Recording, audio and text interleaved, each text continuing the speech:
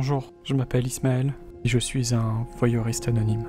J'ai découvert que j'avais cet intérêt en ralentissant devant des accidents de voiture, mais j'ai plongé dans l'addiction en regardant à la télévision les matchs de l'AS Monaco. Pendant 3 ans, toutes les semaines, il se passait quelque chose de dramatique. Que ce soit un carton rouge sévère, un raté de Jemerson ou de Camille Glick, une boulette de Lecomte, j'étais toujours sûr d'avoir ma dose. Mais cette saison, les choses ont changé. Il y a eu ce match face à Metz. Ils ont pris leur carton rouge invraisemblable, comme toujours. Mais ils ont fini par gagner. Et cette saison, ils sont même dans le haut du classement. Et comment je vais avoir ma dose ?